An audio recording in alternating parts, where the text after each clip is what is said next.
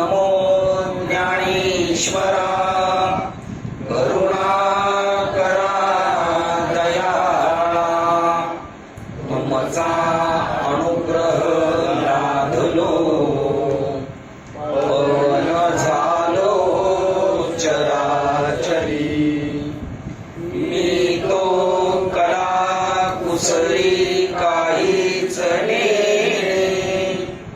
बोलतो वचने अति भाविक तुमचा अनुग्रह लाभलो पवन झालो चराचरी एका जनार्दनी तुमचा दास त्याची आस पुरवावी तुमचा अनुग्रह लादलो पवन झालो चराचरी पवन झालो चराचरी.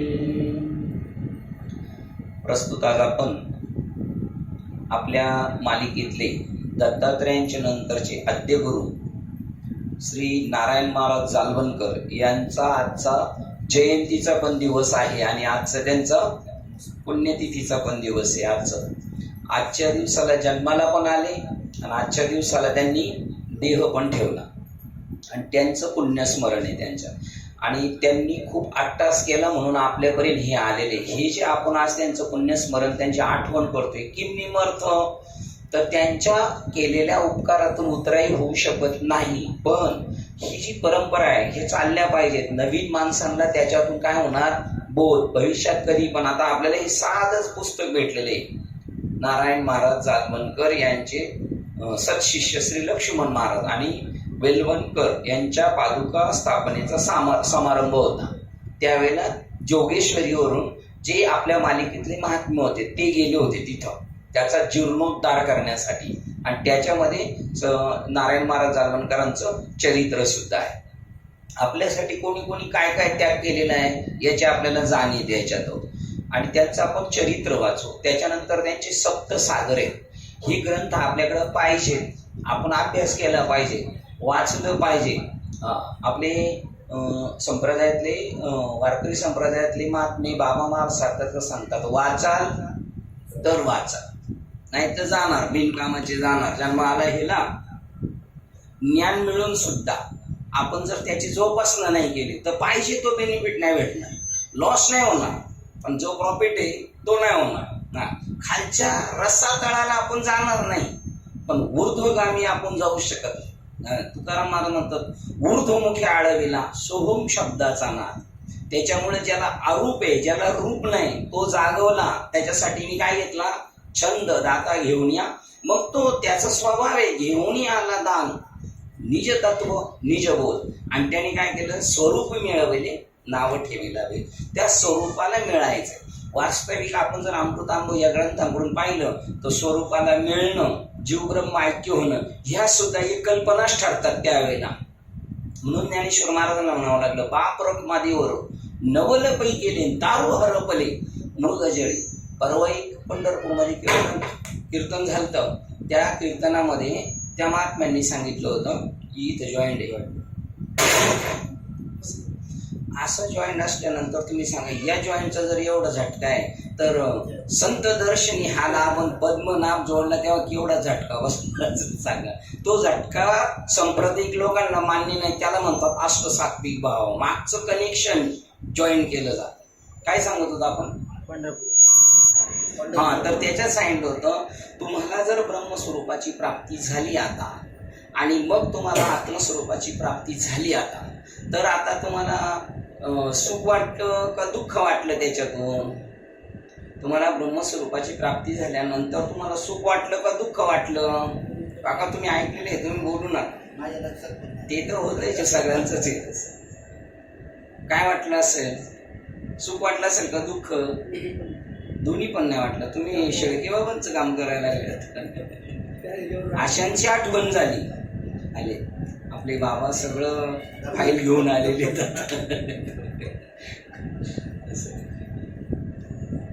सुख वाटलं का दुःख वाटलं असेल प्रवीण?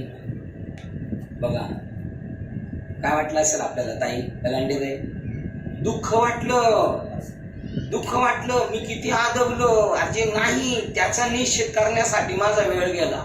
आहे ते समजून घ्यायला पाहिजे नव्हतं, पण जे नाही त्याच्यामध्ये खर्ची कळलं. मला काय प्राप्त झालं, मी काय प्राप्त केलं, मी काय गमावलं होतं, पण मला कळलं नाही. ती स्वरूप स्थिती आहे, त्याचा स्वरूप स्थितीचा आस्वाद घ्यायचा आपल्याला. त्याच्यासाठी ऐसी करी धावाधावी किंवा यासाठी केला होता 8 तास. तर त्यांचं आपण चरित्र वाचूया पहिलं, आणि नंतर त्यांचे सप्त सागर आहेत, कैवल्य सागर, बोध सागर, तर ते पण आपण आणलेले आहे आपल्याला कळण्यासाठी. 7 सागर आहेत आणि त्याचे मोठमोठे ग्रंथ आहेत आपल्या मालिकेचे, पण आपल्याला माहीत नाही. ठीक आहे, ते माहीत करून घेतलं पाहिजे. त्याच्यामध्ये गुरु शिष्याचा काय संवाद आहे तो कळायला पाहिजे. ठीक आहे, गुरु हे गुरुपौर्णिमेला भाव खाण्यासाठी नाही आहेत. मी सकाळी एक प्रवचन ऐकलं, इतके भाव खात होते ते गुरु, इतके भाव खात होते ना, ते म्हणतात दुसऱ्याला कोणाला डिमांडच नाही द्यायचं, एवढ्या प्रकारचं भाव. ही असं पण त्याच्यामध्ये निर्माण होतं. जोपर्यंत गुरुला गुरुचं काम करायचं आणि शिष्याला तोपर्यंत शिष्यत्व स्वीकारायचे. कुठपर्यंत? एक गुरु एक शिष्य हा रूढला 7 व्यावं. कशासाठी? मत प्राप्ती प्रकारू जाणार. मी ईश्वर काय, ब्रह्म चैतन्य काय. तो शिष्य गुरुजीकडे आला, तो म्हणतो तू शिष्य आहे, मी गुरु आहे, सांगतो तुला असं सांगतो. आणि मग त्याला ते ब्रह्मस्वरूपाची प्राप्ती झाल्यानंतर तो शांत होतो. आणि त्याच्यासाठी त्याला तिथपर्यंत पोहोचवायचं म्हणून हा गुरु झालाय. याचं काम संपलं का त्याचंही काम संपलं. कापूर जळाला तर कापुराचं अस्तित्व संपलं, त्याच्याबरोबर अग्नीचं सुद्धा अस्तित्व संपलं जातं. त्यातल्या त्यात या जगामध्ये ज्ञानेश्वर महाराज किंवा आधी करून संतांचं सगळं वाङ्मय सोपं आहे. कारण आपण ब्रह्मस्वरूप आहे, आपल्याला कोणती गोष्ट अवघड नाही, पण आपल्याला मलिनता आलेली आहे. ती मलिनता घालवण्यासाठी शास्त्र आहे. ती शास्त्र वाचल्यानंतर आपल्याला कळतं. मी मागे बोललो साहेबांना, ज्ञानेश्वरी, अमृतानुभव, चांगदेव 65 हे अवघड कोणी केलं हे तुम्हाला कधी कळलं माहितीये का? ते ग्रंथ वाचल्यावर कळलं. यांनी सोपं करायच्या ऐवजी अवघड करून ठेवलेले, आणि ते अवघड जो करतो ना त्याला आपण डोक्यावर घेऊन नाचणार. हे सोपं आहे, एका वाक्यात आहे. त्याचं सगळी शास्त्र जी आहेत ती अज्ञानाचा निषेध करण्यासाठी, अज्ञानाचा निषेध नाही, अज्ञान नाही हे दाखवण्यासाठी आहे बस. आणि तू स्वयंब्रह्म आहे, आणि तुला आपल्याला नाही कळलं तर कोणालाच कळू शकत नाही. आपल्याला तर लिंक दिलेली आहे, बाबांनी लिंक दिलेली आहे. मग आपल्याला समजलं जातं या जगात अवघड काहीच नाही. तुका म्हणे सोपे आहे सर्वांनी, पण आपली सुद्धा दानत पाहिजे. काय? ते ग्रंथ समजून घेण्याची आपली स्वतःची मनोमन प्रामाणिक इच्छा पाहिजे. त्याच्यामध्ये हे सप्त सागर आहे, त्याच्यात विज्ञान सागर आहे, अजून आनंद सागर आहे, असे 7 सागर आहेत त्याच्यामध्ये. आणि तिच्या पुढे ते छोटे छोटे काढले, त्यांचे मोठमोठे ग्रंथ आहेत तिथे. अशा पद्धतीचं उपनिषद हे लोकांना का वाटलं तिथपर्यंत जावं, तर त्याच्यामध्ये आता आपण नारायण महाराजांचा आज जन्म सुद्धा झाला आणि देह पण त्यांनी त्याच दिवशी ठेवला. वार सुद्धा तोच आहे त्यांचा, जन्माचा वार गुरुवार आणि देह ठेवायचा वार गुरुवार आहे. बघा हे कसं काय जुळून आलं असेल. वास्तविक त्यांच्या दृष्टीने सगळे दिवस कसे आहेत? हरीच्या दासा हरिदायी दिशा, भावे जैसा तैसा हरी. आता त्याच्यातलं थोडंसं चरित्र आपण वाचूया, नंतर त्यांचे ग्रंथ वाचूया. इसवी सनाच्या 19व्या शतकात आपल्या भरतखंडात जे काही सिद्ध पुरुष होऊन गेले त्यात श्री नारायण महाराज जालवणकर यांचे नाव बरेच प्रसिद्ध आहे. त्यांचे जे चरित्र प्रसिद्ध झाले आहे त्यावरून काही गोष्टी निश्चित झाल्या आहेत. त्या अशा: नारायण महाराजांचे आडनाव मूळचे पुराणिक, पण त्यांचे घराणे झाशी जवळील जालवण गावी राहणारे असल्यामुळे ते जालवणकर या नावाने प्रसिद्ध झाले. कोणत्या? नाशिक जवळ असल्या झाशी नजीक जालवण गाव असल्यामुळे जालवणकर नाव प्रसिद्ध झाले. त्यांचा जन्म शके 1729 प्रभव नाम संवत्सर आषाढ वद्य पंचमी गुरुवार रोजी झाला. त्यांच्याबरोबर 60 वर्षांनी म्हणजे आणि बरोबर 60 वर्षांनी शके 1790 त्याच महिन्यात त्याच तिथीला आणि त्याच वारी त्यांनी समाधी घेतली. नारायण महाराजांना अनुग्रह मिळाला तो खुद्द श्री दत्तात्रयांच्या तोंडून मिळाला. आणि नारायण महाराजांनी ज्या शिष्यांना आपण स्वतः अनुग्रह मंत्र दिला त्यांची संख्या सुमारे 1000च्या आसपास होती. आपल्याला काहीच खबर नाही याची, आहे 2-3 जणांची आपल्याला माहिती. पण दत्तात्रयांनी मिळाला, दत्तात्रयांनी अनुग्रह दिलाय त्यांना.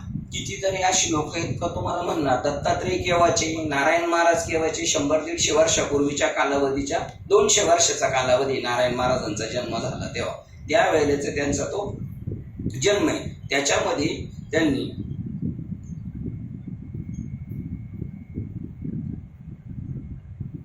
काय सांगत होते, इकडे गेल्यामुळे लक्षात आलं नाही त्यांचा कालावधी 200 वर्षाचा आहे. त्याच्यानंतर मग लोक म्हणणार ते कधीचे, दत्तात्रय कधीचे.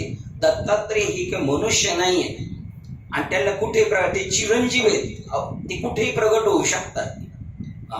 त्याच्यामध्ये दत्तात्रयांनी यांना अनुग्रह दिला असा कोणता ग्रंथ आहे आपण सध्या वाचतोय, श्री दत्तात्रय ज्ञानकोश का, ज्ञानकोश. त्याच्यामध्ये जवळजवळ दत्तात्रयांचे कितीतरी शिष्य आहेत, हजारो शिष्य आहेत. त्याच्यामध्ये साईनाथ बाबा पण आहेत, अक्कलकोटचे स्वामी आहेत, आणि त्याच्यामध्ये नारायण महाराजांचं स्थान वरच्या लेवलला आहे त्याच्यामध्ये, त्या लिस्टमध्ये. त्याच्यामध्ये त्यावेळेला त्यांना अनुग्रह दिला दत्तात्रयांनी. कसा दिला ते पुढे सांगणार आहे, पण आपल्याला कळण्यासाठी तो ग्रंथ सध्या उपलब्ध नाही. आपण सगळीकडे शोधला, मामा त्या माणसाने लिहिलं, त्याच्या घरी जाऊन आले वरळीपर्यंत. आता तो ग्रंथ 3500 रुपयाला आहे. पाहिजे असेल तरच आम्ही मागवणार, नाही तर नाही. पण आपल्या कुळाचा असल्यामुळे आपल्याला काय झालं पडलं नाही, राहू द्या ना. बोला. लोकांचं बाबा मला म्हटलं होते 300 लोकांना दत्तात्रयांनी अनुग्रह दिले, पण याच्यामध्ये अजून शंका जास्त दिसते. पण आपला नंबर 200च्या आसपास आहे, ते पण आपण पाहिलं होतं. त्याच्यानंतर त्यांचा कितवा जन्म, आता ते हे सांगितलं होतं 200च्या पूर्वी जन्म झालेला आहे, 200 वर्षापूर्वी. आणि आता त्यांनी देह ठेवला त्यावेळेला 150 वर्ष झाले त्या कालघटनेत. नारायण महाराजांना आपणास अनुग्रह मिळाला तो श्री दत्तात्रय महाराजांच्या तोंडून सिद्धेश्वराचे रूपाने मिळाला असे आपल्या करुणासागर ग्रंथात सांगितले आहे. या बाबतीत त्यांच्या पुढील गोव्या लक्षात ठेवण्यासारख्या आहेत. आता आपल्याला जर हा ग्रंथ पाहायचा असेल तर आपल्याकडे तो पाहिजे ना, कोणता, करुणासागर. त्याच्यामध्ये त्यांना अनुग्रह ग्रंथात सांगितले आहे. या बाबतीत त्यांच्या पुढील गोव्या लक्षात ठेवण्यासारख्या आहेत. स्वामींनी समाधान केले परंतु हवे तैसी न झाले, माझे सर्वांग निवाले परंतु आशा राहिली तव चरणी, दया भरिता आपली वाणी घालोनी देवे माझी कानी, प्रवेशताची अंतकरणी शीतळ झालो दया, माझे कर्तव्य नेले. ज्याला ज्ञान झालं त्याला कोणतं काम नाही असं ज्ञानेश्वर महाराज ज्ञानेश्वर सांगतात. आणि चौथी याच्या ठाई म्हणजे ज्ञानी भक्ताला नाही, फक्त आपण ज्ञानी झालो का नाही हे आपलं आपण डोक्यात घ्यायचं. त्याला ते म्हणतात माझे कर्तव्य नेले, संकल्प सारे बुडविले. कशी संकल्प गेले, कर्तव्य करायचं या शरीराने, तो स्थूल शरीर संपलं आणि संकल्प विकल्प करायचं, प्लॅनिंग करायचंय, मला आता गावाला बंगला बांधायचंय, पाईपलाईन करायचे, पोराचं लग्न करायचं, हे जे संकल्प आहे हे कोणतं शरीर करतंय, सूक्ष्म शरीर. ते गेलं. मला काहीच कळत नव्हतं, जग काय, देव काय, मी कोण, काहीच कळत नव्हतं, अज्ञान. आता तुम्ही रात्री कीर्तनात म्हटले होते सकाळी उठल्यापासून झोप येईपर्यंतची सगळी कामं कोण करतोय आपले, आणि आपल्याला झोप कोण लावतोय, तिथून पुढे दुसऱ्याला ड्युटी दिलेली आहे. आपल्याला झोप पण तोच लावतो आणि उठवतो सुद्धा तोच आहे की नाही. त्याप्रमाणे त्यांनी आपलं कोणतंही केलं नाही, सूक्ष्म शरीर गेलं, कारण शरीर गेलं, आणि मी पारमार्थिक आहे हा अभिनिवेश पण नाही पाहिजे माणसाला. इतकं नॉर्मल जगता आलं पाहिजे, इतकं नॉर्मल जगता आलं पाहिजे का मी पारमार्थिक आहे हे सुद्धा त्याला आठवलं नाही पाहिजे. त्याचं नाव आहे महाकारण दे, तो सुद्धा संपला पाहिजे. महाराज झाला टिळा टोपी वगैरे टाकाटक राहणं हे समजायचं अजून बालवाडीतच आहे, हे बालवाडीतच आहे. महाकारण द्यायच्या पलीकडे जायचंय. चौदेहाची तुटली दोरी म्हणे चोख्याची. ते म्हणतात आमचं शरीराचं संपलं, चौदेहाची करून या वीट उभा असे नीट विटेवरी. ते 4 देह संपले पाहिजे. कोणत्याही प्रकार त्याला असं कुठून धरून आणलाय असं वाटलं पाहिजे तो. त्याला त्याच्याशी काय, त्याचं नाव देही उदास. हे देही उदास आहेत काय, का नाही देव उदास? ज्ञान झालं नाही, ज्ञानाचा शिंतोडा नाही माहिती कसा आहे तो. त्याप्रमाणे माझे संकल्प सारे बुडविले. आणि जर तुमच्या मनात संकल्प आला तर तो तुमचा संकल्प नाही राहणार. तुम्ही चौदेहाच्या पलीकडे जाणार तेव्हा कोण होणार तुम्ही? कैसे अनुग्रहाचे करणे, पार्थाचे पाहण्यात व न पाहणे, तयारी सकट नारायणे अवघे व्यापेले. जय कृष्ण होई जा आपण, तर कृष्ण होईल आपलं अंतःकरण. ते सोचणं आपली नाही आता ड्युटी, ती विचार ते ईश्वराचे. त्यावेळेला संकल्पांचे अंगण ओळंगती सिद्धी तुमच्या अंगणामध्ये म्हणजे अंतःकरणामध्ये जे स्फुरले ते प्रगट करायला. आता एका ताईचा फोन आला, ते म्हणले बाबा पंढरपूरला जायचं होतं पण तीर्थयात्रेला गेले दुसरीकडे, आणि तिथे गेलं म्हणलं जगन्नाथपुरीच्या भगवंताचं दर्शन झालं असतं बरं झालं असतं, एवढ्या लांब आलो. आणि लगेच 10 मिनिटात जगन्नाथच माझ्या पुढून गेला म्हणले. ते म्हणले त्यांनी मला सांगितलं साधी बाई खुरपणारी नांगरणं हे करणारी शेतात काम करणार. ते म्हणले बाबा भक्ताला जेवढी ओढ असते ना देवाला भेटायची त्याच्यापेक्षा जास्त देवाला ओढ असते आपल्याला भेटायची. अशा प्रकारे तुमच्या मनात आलेले संकल्प, मनाचे संकल्प पावविल सिद्धी. पण कधी? जरी राहे बुद्धी त्याचे पाय. आपली बुद्धी भरकटलेली आहे, घडीत असं तर घडीत असं आहे आपलं. माझे सारे संकल्प बुडवले, माते देव रिकामी केले. मला देवाने काय केलं? रिकामा करून टाकला. काम नाही झालो पाहे रिकामा. आणि आता फावल्या त्या करू चेष्टा, निश्चळ द्रष्टा बैसोई शांत. ध्यानी समाधी करणे, ध्यान समाधी करणे याच्यापर्यंत गेलोय. आता याच्या पुढे ते सांगणारे ही एक स्टेप आहे. त्याच्या पुढे ध्यान कोणाचं करणार, समाधी कशाची करणार? याच्यासाठी वेदेश्वरी ग्रंथ वाचला पाहिजे.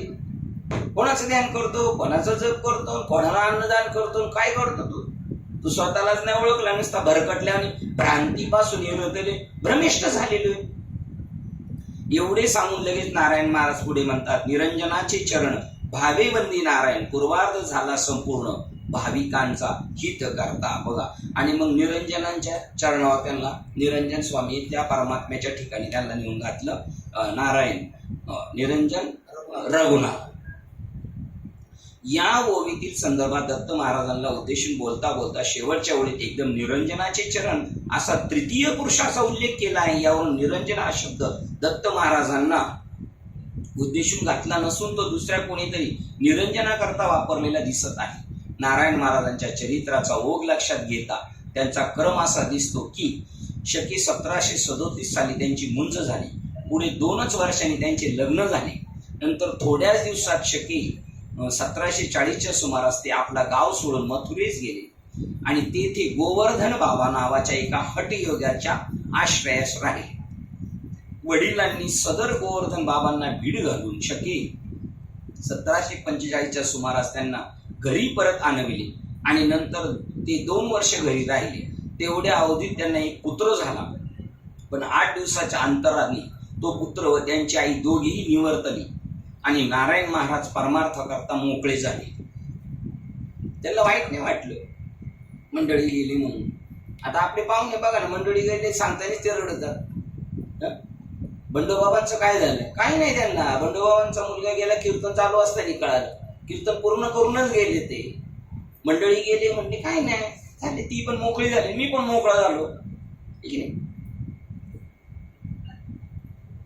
नारायण महाराज परमार्थाकरता मोकळे झाले. नंतर लगेच शके 1747च्या सुमारास ते गुजरात येत गिरनार पर्वतावर गेले आणि तेथे त्यांनी दत्त दर्शनाकरता भयंकर निग्रह केला. हा निग्रह 14 दिवस चालून प्राणत्यागापर्यंत मजल आल्यावर त्यांना दत्त दर्शन झाले. दत्ताच्या मुखानेच अनुग्रह मिळाला. त्यांना सांगितलं दत्तात्रयांकडे जावा. त्यांचे जे गुरु होते ना ते योगी, ते म्हणले माझ्याकडून काही तुझं समाधान न होणार, तू आपला तिथे जा. तिथे गेल्यानंतर 14 दिवस उपोषण केलं आणि दत्तांची वाट पाहिली, नाही भेटले. गिरनारवरून उडी मारणार होते तेवढ्यात फकीराच्या वेशात दत्तात्रय आले आणि म्हणले बाळा कशाला तू देह टाकतोयस? ते म्हणले तुमची भेट, दत्तात्रयांची भेट नाही होत, मग कशाला जगायचं? म्हणजे मेलं भेटेल तर, पण म्हणजे जगून काय? मग दत्तात्रयांनी स्वतःचं स्वरूप प्रगट केलं. प्राणत्यागापर्यंत मजल आल्यावर त्यांना दत्त दर्शन झाले. दत्ताच्या मुखानेच अनुग्रह मिळाला. आपला तेवढा ठाम विश्वास पाहिजे. संतांची पायी हा माझा विश्वास. कोणी कन्फ्युज करेल, दत्त केव्हाचे, नारायण महाराज केव्हाचे, तुम्ही नाही डगमगले पाहिजे. त्याला काय आकाशवाणीतून सुद्धा होऊ शकतंय. त्यांना करायचं असेल तर तुमच्यासाठी प्रगट होते. तुकाराम महाराज आले, पांडुरंगच आले तुकाराम महाराजांचा वेश करून भेटायला. पहिलं ओरिजिनल ड्रेस मध्ये आले, नाही पटलं त्यांना. आणि प्रमाण काय, माझ्या विठोबाचा कैसा प्रेम भाव, आपणच देव होई गुरु.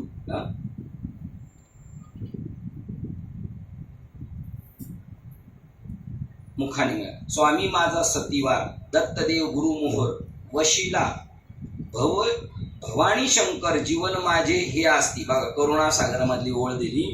त्यांच्या मुखाचं नारायण जालवणकर म्हणतात, स्वामी माझा सीतावर, दत्तदेव गुरु माहेर, वशिला भवानी शंकर जीवन माझे ते असती. बघा एकदम गावठी शब्द वापरला का नाही. आपलं वशिला दानगा आहे, ठीक आहे. नारायण महाराजांना दत्त महाराज दिवस चालून प्राणत्यागापर्यंत मजल आल्यावर त्यांना दत्त दर्शन झाले. दत्ताच्या मुखानेच अनुग्रह मिळाला. या अनुग्रहासंबंधी उल्लेख वरील ओव्यात आलेला आहेच. मग प्रश्न असा येतो की नारायण महाराजांना जर दत्त महाराजांकडून अनुग्रह मिळाल्याचे स्पष्ट आहे, तर निरंजनाचे चरण भावेबंदी नारायण हा उल्लेख का आला तिसऱ्या माणसाचा? असा तृतीय पुरुषाचा वेगळा उल्लेख जो आहे हा दुसऱ्या एखाद्या निरंजनाकरता आहे काय? आणि असल्यास निरंजन कोण व त्यांचे नारायण महाराजांशी नाते कोणते मानावायचे? या बाबतीत खुद्द नारायण महाराजांनी स्वामींनी समाधान केले, परंतु भावे तैसे न झाले असे म्हटले. यावरून असे दिसते की दत्तात्रय महाराजांनी सिद्धेश्वराच्या रूपाने नारायण महाराजांना अनुग्रह दिला आणि पुढील साधना अभ्यास पूर्ण होऊन सिद्ध अवस्था प्राप्त होईपर्यंत जबाबदारी कोणीतरी निरंजनाकडे सोपवून ते गुप्त झाले. अर्थात ते निरंजन दुसरे कोणीतरी सिद्ध होत आणि त्यांना उद्देशून नारायण महाराजांनी भक्तिभावाने उपरोक्त वंदन केले आहे. नारायण महाराजांच्या गुरुकृपा अष्टकात या नावाची एक अष्टक प्रसिद्ध आहे. त्यात हाच प्रकार आढळतो. त्याच्यात कैवल्य वैभव पान क्रमांक 338 नंबर 88 पावा असा दिलेला आहे. या अष्टकात 10 श्लोक आहेत. त्यापैकी 9 श्लोकात श्री दत्ताच्या सगुण निर्गुण रूपात व त्यांनी केलेल्या उपकाराचा उल्लेख केलेला आहे. आणि शेवटच्या श्लोकात जो साधूचा अंकित जीव झाला त्याचा असे भार निरंजना, नारायणाचा भ्रमदूर केला विसरू कसा मी गुरु पादुकाला असे म्हटले. यावरून दत्तात्रय महाराजांनी नारायण महाराजांना अनुग्रह मात्र दिला, पण साधनोत्तर भ्रमनिरासाची आणि पूर्ण सिद्ध अवस्था प्राप्त करून देण्याची कामगिरी दुसऱ्या कोणीतरी निरंजनाकडे सांगितले हे निर्विवाद सिद्ध आहे. अशा रीतीने निरंजन दुसरे कोणीतरी सिद्ध पुरुष होते. एवढे सिद्ध झाल्यावर ते कोण होते याचा थांग लागतो का हे पाहणे आवश्यक आहे. महाराष्ट्रातील किंबहुना अखिल भारतातील संत मंडळीत निरंजन या नावाने प्रसिद्ध असलेले सिद्ध पुरुष मिरज येथील निरंजन रघुनाथ हे एकच होत. त्यांचे चरित्र सांगली येथील प्रसिद्ध विद्वान कैलासवासी यशवंत व्यंकटेश्वर कोल्हाटकर यांनी छापून प्रसिद्ध केले आहे. त्यातील मजकुरावर नारायण महाराज जालवणकर यांना दत्त महाराजांनी ज्या निरंजनाकडे निरवले होते ते हेच निरंजन रघुनाथ होत असे बिनधोक अनुमान करण्यास हरकत नाही. आणि चैतन्य विजय पण रघुनाथाचे ना निरंजन. बघा ते तुकाराम महाराजांचं जे चरित्र लिहिलं आहे, चैतन्य विजय जो ग्रंथ लिहिला आहे, बाबाजी चैतन्यांना कसा अनुग्रह भेटलाय ते निरंजन नवळ. तेही आपल्या 4 संप्रदाय, 2 शैव 1 वैश्य आणि वैश्याचे 2 आणि चैतन्य शिवाचे 2, त्याच्यामध्ये आनंद आणि चैतन्य असे ह्या याच्या विष्णुकडून आलेल्या मालिका आणि तिकडे प्रकाश आणि स्वरूप अशा प्रकारचे. उपरोक्त चरित्रात दिलेल्या साधार माहितीवरून निरंजन रघुनाथ यांचा जन्म बालघाटी कळंब नावाच्या गावी शके 1704 मध्ये झाला. त्यांनीही गिरनार पर्वतावर जाऊन शके 1734 मध्ये दत्त महाराजांच्या दर्शनासाठी धरणे घेतले. 4थ्या दिवशी म्हणजे भाद्रपद वद्य एकादशीस त्यांना दत्त महाराजांचे सगुण दर्शन झाले. नंतर 1 वर्ष नाशिक येथे त्यांचे सद्गुरू रघुनाथ स्वामी यांच्याजवळ राहून ते कळंब मुक्कामी परत आले. हे बीडच्या इकडे कळंबचं गाव आहे. आणि तेथून जुन्नरास जाऊन शके 1745 पर्यंत राहिले. जुन्नर मुक्कामी यांच्या येथपर्यंत लिहिलेला ग्रंथसंग्रह जळाला. त्याची राख घेऊन ते सप्तशृंगारावर 5 दिवस उपोषित बसले. तो ग्रंथ काही कारणांमध्ये त्याच्या जळाला, तर त्याची राख घेऊन ते तिथं गेले. म्हणले मला असा ग्रंथ पाहिजे. आता आपण लगेच म्हणणार आता काय राहिले, आता चला शिल्लक जाऊ घरी. ठीक आहे. 5व्या दिवशी रात्री श्री दत्तांनी त्यांचा ग्रंथसंग्रह त्यास पूर्ववत करून दिला. तुकाराम महाराजांचा गाथा बुडवला आणि तो संपलेला. परत असं होईल का? होणार. करील ते काय नोहे महाराज. तुमची तशी धारणा पाहिजे. स्वामी विवेकानंद म्हणतात ही रूम तिकडच्या गेटच्या तिथं जायला पाहिजे. असं जर तुम्ही म्हणले ना जाईल, पण तुमची तशी धारणा पाहिजे. ब्रह्मनिष्ठ त्याला म्हणतात काही झालं, हे आकाशवर पडलं, काय झालं, मी ब्रह्मरूप आहे, जगत ब्रह्मरूप आहे, हे काय होत नाही. ती ब्रह्मनिष्ठता आहे. काही झालं तर बॅक मध्ये यायचं नाही. श्रोत्रिय पाहिजे. अनुग्रह द्यायचा आहे ना दुसऱ्याला. शास्त्राचं तुम्हाला ज्ञान पाहिजे, कारण त्याला द्यायचंय तो आडखळायला नको कुठं. आणि एवढे असलं तरी चुकणार. त्या चुकीवर सुद्धा काय पांघरून घालून त्याला परत क्षमाशील, दया, क्षमा, शांती तेथे. आणि अजून एक डायरीत वर क्षमा शस्त्र जया नराचे हाती दुष्ट दया प्रती काय की तुमच्याकडे क्षमा शांती जे ना. का बरं तुम्ही शांत राहणार आहे? त्याचं अधिष्ठान पाहून शांत राहणार आहे. तुकाराम महाराज का शांत राहिले, नाथबाबा का शांत राहिले? अधिष्ठानाची ओळख झाल्याशिवाय माणूस नाही तोपर्यंत तगमग करणार, तोपर्यंत मी करताय असं म्हणणार. मी केलं तरच काहीतरी होईल, नाही तर नाही होणार. अरे करता धरता सगळं तो आहे, तुम्ही आपण निमित्त मात्र आहेत.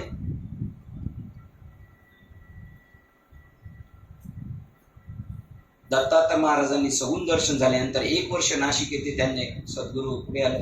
जुन्नर मुक्कामी त्यांचा येथपर्यंत लिहिलेला ग्रंथसंग्रह जळाला. त्याची राख घेऊन ते सप्त शृंगावर 5 दिवस उपोषित बसले. 5व्या दिवशी रात्री श्री दत्तात्रयांनी त्यांचा ग्रंथसंग्रह त्यांना पूर्ववत करून दिला. अशी माहिती याच्यात खाली दिलेली माहिती. तुझे आज्ञेवरून वदलो कविता पद आणि ग्रंथा करुणिया. बघा देवावर कसं. तिथं तुकाराम महाराज म्हणले तुला माझं मान्य नाही ना, दे सोडून, मला पण थांबायचं नाही. तुझे आज्ञे करून वदलो कविता. आपण कीर्तन प्रवचन करणारे नाहीये. हे तुम्हाला काल स्वतःला अनुभव आला असेल. सगळ्यांनी जरी कौतुक केलं, काय अभ्यास केलाय, तरी आपल्याला माहिती आपण काय अभ्यास केलेला आहे. करता धरता तोय. आपण कीर्तनाला उभं राहिलं ना, तरी पण तो बाहेर कोणावर घालायचा आहे का? फक्त संसाराचाच बाहेर घालायचंय? सगळं त्याच्यावर घालायचंय. तुझे आज्ञे करून वदलो कविता पद आणि ग्रंथा करुणिया. तेथे झाले विघ्न, जळाली कविता. रक्षा आली हाता मुष्टीवरी, तेची रक्षा आता बांधोनी पदरी. सप्तशृंगावरी आलो स्वामी, निरंजन म्हणे धावूनिया गा यावे. ग्रंथ उठवावे जळाले ते. कोण मला विचारलं, कोणी विचारलं की बाबांनी त्या दिवशी सांगितलं ना मेलेला माणूस जिवंत करू शकतो. तर मग आता काय करतील ना, वेळ प्रसन्न झाला.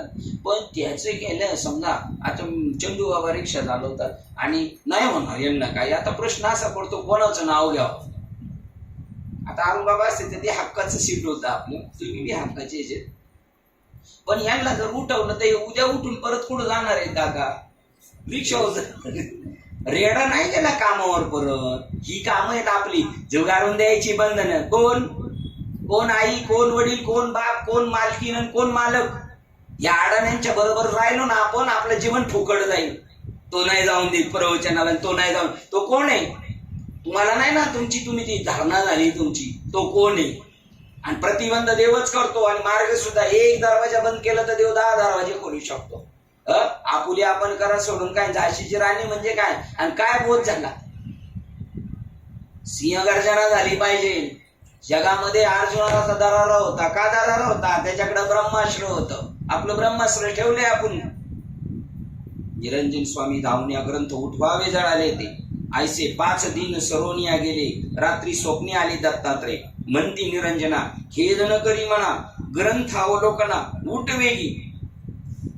तुम्हाला ज्याचं ध्यान असतं ना, आता मी ऐकलं ना, मी म्हणतो ना मागाशी एक वाक्य, दुपारी मला स्वप्नात ते महाराज आले.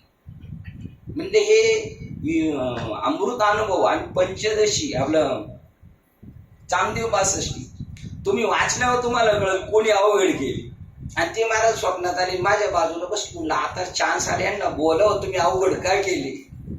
तेवढ्याच जागा झालो. मनी बस येते नाही, तुमची जर तेवढी तीव्र इच्छा असेल ना ते करील ना. मनी निरंजना खेद न करे मना, ग्रंथ अवलोकना उठ वेगी, बघ रेडी झाले उठ. जागे होऊन रक्षेसी पाहिले तव ते ग्रंथ झाले पहिल्या वाणी. निरंजन म्हणे धन्य आजी झालो, आनंद पावलं गुरु कृपे. त्याचा उल्लेख दिला इथं, म्हणून खाली जावं लागलं होतं आपल्याला. त्यांनी स्वतःच एका प्रकरणात माहिती दिली आहे. यानंतर संक्रांतीस त्यांनी ब्राह्मण सुहासनीकडून आपले घर लुटवले आणि गिरनार पर्वतावर जाऊन 6 वर्ष शके 1751 पर्यंत एका गुहेत वास्तव्य केले. ज्या दिवशी अनुभूती आली ना, उठवलं ना, चांगदेव हे गेले नाही सच्चिदानंद बाबा घरी, ज्ञानेश्वर महाराजांच्या सोबत रेडा बोलला ना वेद, ज्ञानेश्वर महाराजांसोबत. ज्ञानेश्वर महाराज त्यांच्या गुंतले पण नाही आणि त्यांना सोडलं पण नाही. चालता चालता थकले, दिली समाधी आणि 10वा दिवस दुसरीकडे गेले. एका जागेवर नाही थांबले. तुम्हाला तैसे राग द्वेष, कोणाच्या रागात म्हणजे आसक्ती प्रेमात पण गुंतायचं नाही, कोणाच्या द्वेषात पण नाही गुंतायचं. ती ब्रह्मस्थिती. आणि मग नारायण महाराज यांनी काय झालं, त्यांना प्रचिती आली ना, रोकडी प्रचिती आली, घरदार सगळं देऊन टाकलं आणि स्वतः गिरनारला गेले. आता आपल्यात हा एक 2 जणांच्या इच्छा आपल्याला सोडायला लागणार. मग त्या गिरनार मध्ये वास्तव केलं. तिथे नारायण महाराजांची त्यांची पुन्हा भेट करून दिली दत्तात्रयाने. ही व्यक्ती व्यवस्थित आहे. या घटनेचा नारायण महाराज जालवणकर यांच्या चरित्राशी घटनेशी बिनचूक मेळ बसतो. नारायण महाराज यांना शके 1745 मध्ये गिरनार पर्वतावर दत्त दर्शन झाले. त्यावेळी निरंजन रघुनाथाचे वास्तव्य तेथे एका गुहेत होते. अर्थात त्याच निरंजना दत्त महाराजांनी नारायण महाराज यांचे मार्गदर्शक म्हणून नेमले असले पाहिजे असे अनुमान अगदी क्रमप्राप्त होते. सिद्ध अवस्थेत पोहोचलेले निरंजन रघुनाथ आणि सिद्ध अवस्थेच्या मार्गास लागलेले नारायण महाराज यांचा हा सहवास 4 वर्षे झाला. तेवढ्या अवधीत नारायण महाराजांनी साधन सिद्धता झाली. आपली जर इच्छा असली ना, देव कोणाला पण तिथं नियुक्ती करतो. मी स्वतःचा अनुभव सांगतो. माझ्या बरोबर असणारे मित्र परिवार त्यांना पाहिलं, त्यांची जर तळमळ असेल ना, आपल्याला ती सिद्ध स्थिती प्राप्त व्हावी, तर त्यांच्यासाठी देव कोणाला तरी तिथे पाठवतोच आणि त्यांची भूमिका दृढ करतो. आणि एकदा भूमिका दृढ झाली का ते चालले भरारी मार थांबणार नाही. तुम्हाला कोणाला कोणाच्या माध्यमातून ती पूर्तता करील. फक्त तुमची तेवढी तळमळ एवढी तीव्र पाहिजे. जसं जीवना वेगळी मासुळे ना, तशी तळमळ पाहिजे. नारायण महाराज साधन सिद्धता झाली आणि शके 1749 मध्ये नारायण महाराज तीर्थयात्रेसाठी निघाले. निरंजन रघुनाथ शके 1751 मध्ये कळंब येथे आपले गावी निघून गेले. दोघांच्या वयातील अंतर, दोघांची दत्त उपासना, दोघांची गिरनार पर्वतावरील समकालीन वस्ती इत्यादी सर्व गोष्टी लक्षात घेता नारायण महाराज ज्या निरंजनाचा उल्लेख आपल्या कवितेत केला आहे ते हेच निरंजन रघुनाथ होत याविषयी संशय राहत नाही. वरील हकीकतीवरून निरंजन रघुनाथ हे नारायण महाराजांचे सद्गुरू नसून वडील गुरुबंधू ठरतात हे उघड दिसून येते. सद्गुरूचा अनुग्रह झाल्यानंतर शिष्याला साधन पूर्तीसाठी दुसऱ्या एखाद्या सिद्ध पुरुषाच्या मार्गदर्शनाखाली दिलेल्याची उदाहरणे संत संप्रदायात अनेक आढळतात. या बाबतीत 2 प्रकार संभवतात. एक प्रकार म्हणजे एका सद्गुरूने अनुग्रह देऊन दुसऱ्या एखाद्या सिद्धाकडे आपल्या शिष्याला सुपूर्त करणे हा होय. या प्रकरणात सद्गुरू कोण या प्रश्नाविषयी शंका असत नाही. वामन पंडितांना पूर्ण सिद्धी करता सामर्थ्याच्या सहवासात पाठवण्यात आले. वामन पंडितांना पूर्ण सिद्धी करता समर्थांच्या सहवासात पाठवण्यात आले. तथापि त्यांचे सद्गुरू कर्दळी वनात त्यांना अनुग्रह देणारे सच्चिदानंद यती हेच होत. दुसरा प्रकार म्हणजे सद्गुरूंनी शिष्यास आपल्या मुखाने मंत्रानुग्रह न देता आपल्याच दुसऱ्या एखाद्या अधिकारी शिष्याला तो देण्यास सांगणे हा होय. अशा वेळी अनुग्रहित शिष्याचा सद्गुरू कोण ही शंका उपस्थित होण्यास सवड राहते अशा प्रसंगी ज्यांनी मंत्रानुग्रह देण्याची आज्ञा दिली ते सद्गुरू, आणि ज्याच्या मुखाने मंत्रानुग्रह मिळाला ते उपगुरु मानावे. ज्यांनी सांगितलं ना जा यांच्याकडून अनुग्रह घे, आणि त्यांना सांगितलं यांना अनुग्रह दे, तर गुरु कोण झाले? पाठवणारे गुरु झाले, आणि देणारे कोण झाले? उपगुरु. त्यांनी त्याचा पुढे सवाल दिला. चांगदेवाचे मुख्य गुरु कोण आहेत? ज्ञानेश्वर. पण मुक्ताबाईला सांगितलं अनुग्रह दे. बघा आता ही किती बारकावे येते याच्यामध्ये.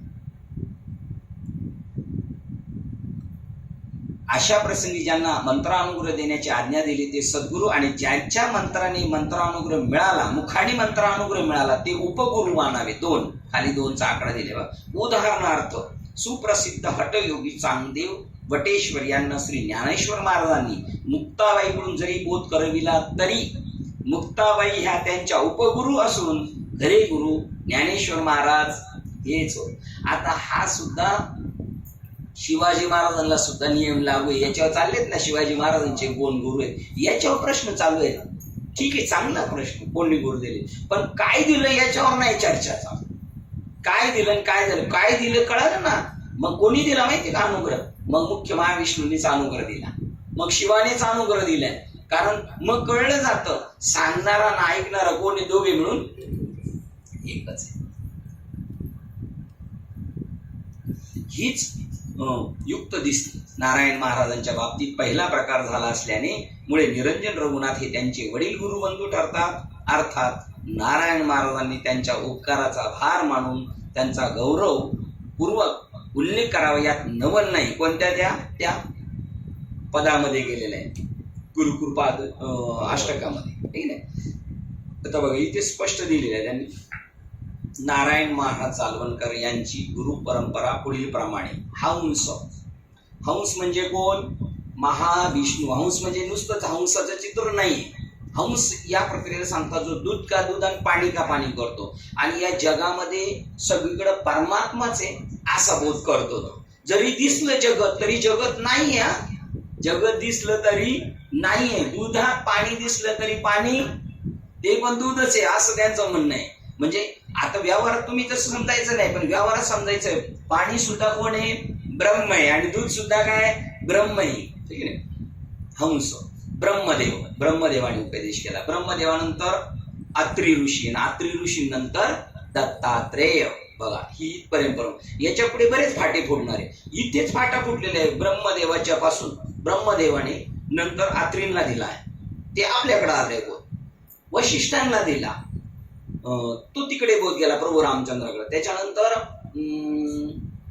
यांना दिला, व्यासांना दिला, तो पुढे गेला भागवताचार्य परीक्षित, त्या बाजूला तसा गेलेला आहे. ह्या शाखा आहेत अशा प्रकारे त्यांना दिला. निरंजन, त्याच्या खाली दत्तात्रयांचे 2 शिष्य, निरंजन रघुनाथ हे सिनियर आहेत समजा, आणि हे ज्युनियर आहेत नारायण महाराजांना. नारायण महाराजांचे अनेक शिष्य झाले, त्यापैकी देवास सिनियर येथील एक जयराम बाबा, त्यांना आपण तिथं जाऊन आलेलो आहे.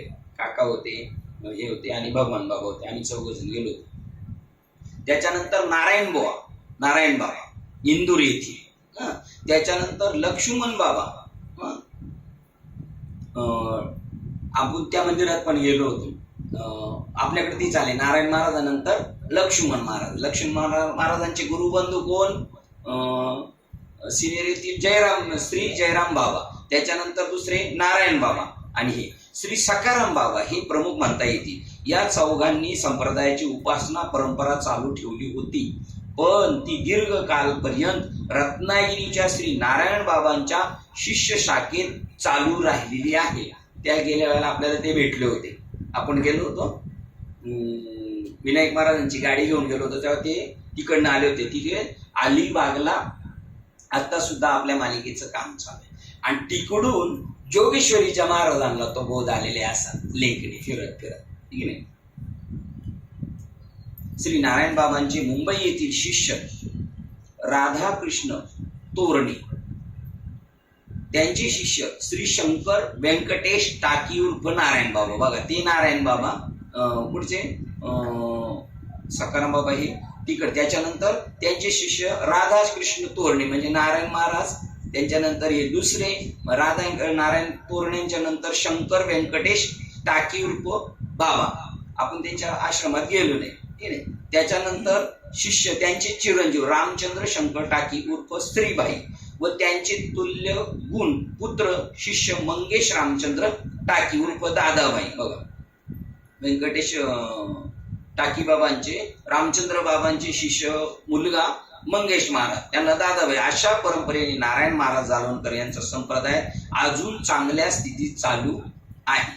श्री दादाबाईंची प्रवचन आणि नित्योपासना ज्यांनी पाहिली व ऐकली असतील त्या नारायण महाराज जालवणकर यांचा संप्रदाय अद्यापही सुस्थितीत असल्याचे समाधान लाभते, यात शंका नाही. नारायण महाराज जालवणकर यांनी आपल्या पायीच्या पादुका आपली शिष्य श्री बाळाबाई वैदिनी यांना दिल्या होत्या. त्या हल्ली ग्वाल्हेर माधवगंज येथे अप्पा कानड्यांच्या बाजारात लालासाहेब बक्षी यांचे पिछाडी रारा मंगेशराव नारायण आरस यांच्या घरी आहे.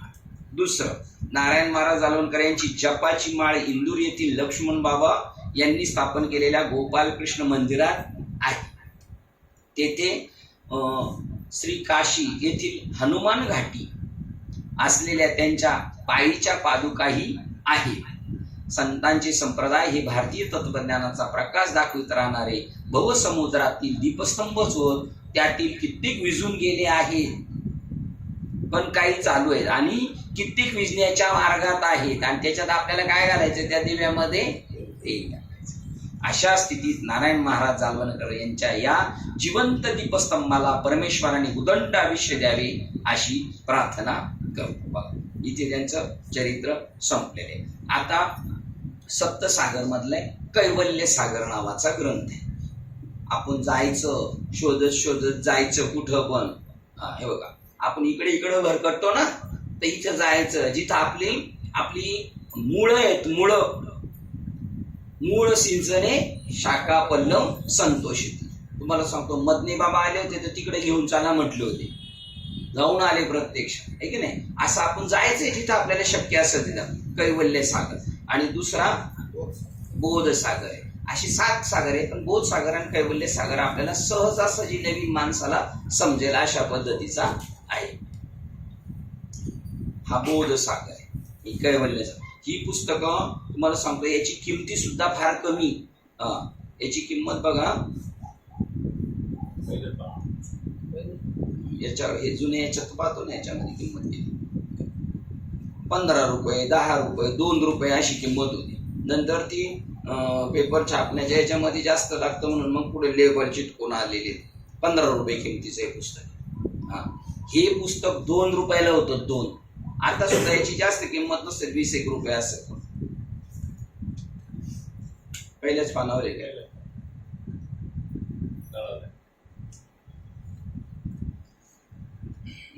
किंमत नाही, 20 रुपये. 50 पैशापासून किंमत होती यांची, पण आपल्याला त्याचं काही घेणं देणं नाही. तर आपण आता दोन्ही ग्रंथांचा समन्वय लावूया. आपल्याकडे वेळ कमी असल्यामुळे आपण छोटा ग्रंथ वाचूया, बोधसागर, ठीक आहे. याच्यातून कळेल आपलं स्वरूप काय आहे आणि आपण बाबांकडे कशासाठी गेलो नाही, आणि बाबांनी आपल्यासाठी काय करायला पाहिजे हे पण आहे. बाबांनी आपल्याला बाबासारखंच स्वरूप करून टाकलं पाहिजे. बाबांचं स्वरूप म्हणजे 3.5 हाताचं शरीर, त्यांची विद्वत्ता नाहीये, ते ज्या स्वरूप स्थितीत आहे, त्यांचं जे अधिष्ठान आहे, सर्वांचे जे अधिष्ठान तेच माझे रूप पूर्ण, इथपर्यंत येऊन जातात. बोधसागर.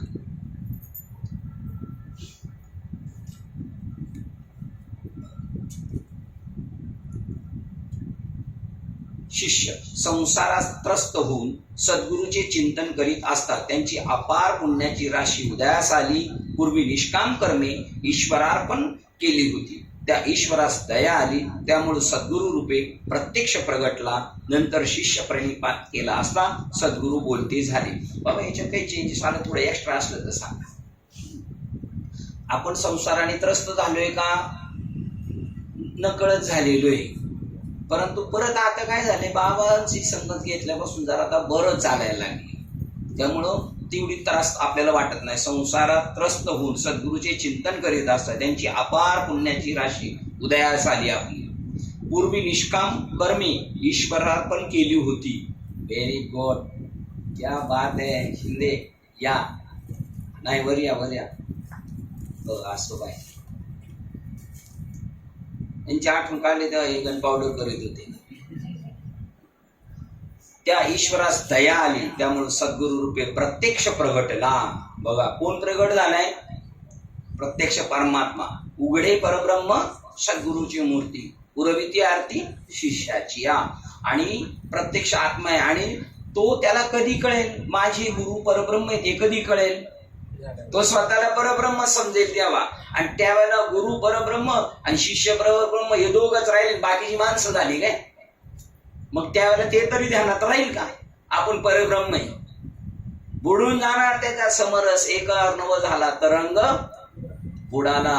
ते सुद्धा आठवण ठेवणं ना कमीपणाचं लक्षण आहे. मी ब्रह्मरूपे हे समजणं हे सुद्धा कमीपणाचंच लक्षण आहे.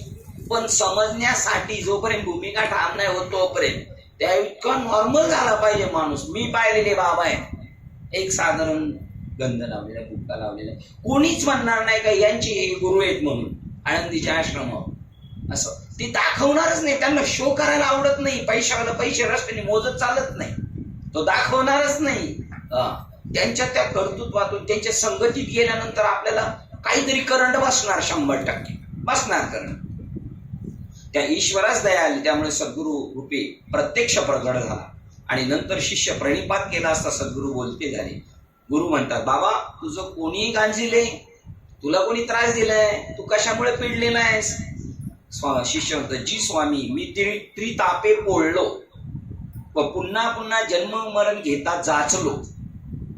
आता जन्म मरण तुटे, कर्मरूप बंधनापासून सुटे, अंगेच परमात्मा भेटी, ऐसी मजवर कृपा करावी. मला बाहेरचा देव नकोय, अद्वैत तत्वे तो भेटावा. ऐसा मंत्रू देख ना कौना बापा. तो कोणता आहे? अद्वैतात देवाला भेटायचंय. अद्वैत नकोय 100%, पण केव्हा? ब्रह्म नको, ज्ञान नकोय केव्हा?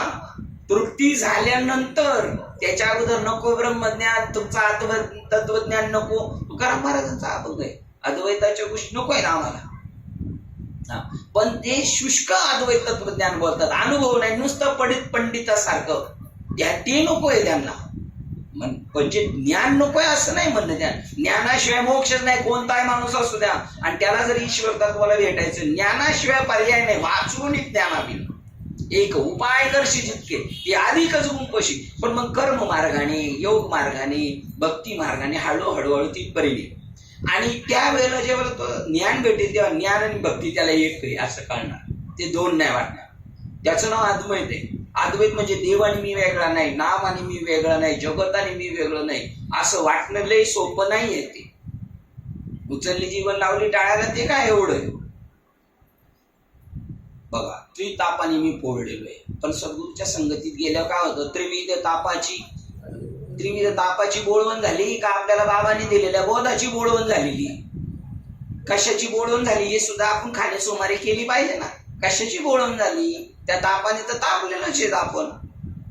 व पुन्हा पुन्हा आणि शिवाय अनंत जन्मीचे विसरलो दुःख. पण काल जरा जरा मोठाच त्रास झाला होता. सांगा बरं, एक किरकोळ आहे, चिरीमिरीची चर्चा करत बसतो आपण. आता जन्म मरण तुटे, कर्मबंधनापासून सुटे, अंगेच परमात्मा भेटी, ऐसी मजवर कृपा करावी. म्हणून पुन्हा पुन्हा प्रणिपात केला असता बोलते आले. पुन्हा पुन्हा ती वाचू जसं गायला सारख्या डुसण्यात येतो तसं गेलो होतं. बाबा काही नाही बोलले. मग मी आलो. सरकारी ऑफिस मध्ये गेलो तसंच येतो नाही का? गेला लगेच आला, साहेब नाही आले लगेच आला. उपाशी राहतो, उपाशी भूक लागलेली नसती. अहो शिला सुला जायचं असलं तरी जात नाही म्हणतो. तेवढ्या टायमात साहेब येऊन जातील, कारण साहेबले आघाडीवर असतात. साहेब सारखे मिटिंगवर असतात, साहेब सारखे बाहेर असतात. बाहेर कुठं घरी असतात का बाहेर असतात काय माहित. पण तिथं जसा नामा म्हणे आम्ही उभे तिष्ठत द्वाराशी. मग त्यांनी सांगितलं, गुरु बोलतात, तत्पदाचे शोधन, जड चैतन्याचा निवाडा, चाल्या वाचून मोक्षही घडेना आणि देवही दिसेना. हे आपल्या संप्रदायाचे उष्टापत्र वेळा उचलणारे माणसं आहेत. हे बघा, हितपद तत्वपद हे आपल्याला माहितीच नाही. इथपर्यंत पोहोचलोच नाही आपण. फक्त एकादशी करायच्या, जायचं, उरसळायचं, कुठं तरी जाऊन यायचं, झाली अवस्था का झाला तेवढ्यात खुश. बाबा इकडं हा इकडं वाचायचं नाही काही. जेवढं आयतं खायला भेटल तेवढाच विचार करायचा, शोधायचं ना स्वतः.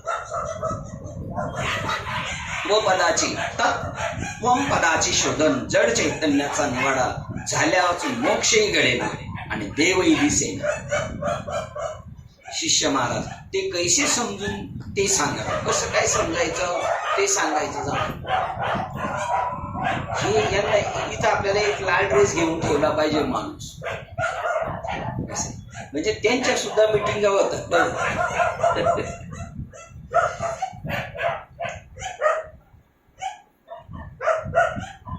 तर ते म्हणले मला ते समजून सांगा कसं. बारे आपणा ते नेणे, दुसरा ते नेणे ते जड. शरीर स्वतःलाही जाणत नाही आणि चैतन्यालाही जाणत नाही, दुसऱ्याला जाणत नाही, ते जड आहे. पण एक स्वतःलाही जाणतं आणि दुसऱ्याला जाणतं. आपण आपल्या शरीरालाही जाणतो आणि आपल्यालाही जाणतो. आपणा ते नेणे, दुसऱ्या ते नेणे ते जड, आणि आपणा ते जाणे आणि दुसऱ्या ते जाणे ते चैतन्य. हाच जड चैतन्याचा निवाडा आहे ना, सोपं सुटसुटी. स्वामी आयशाने मला काय लाभ झाला, मला जड चैतन्याची चांगली अनुभवजन्य ओळख झाली पाहिजे. तुम्ही अनुग्रह द्याल पण पुरा क्लिअर करून यायचा त्याला, ह्याच्यातलं नाही सांगत.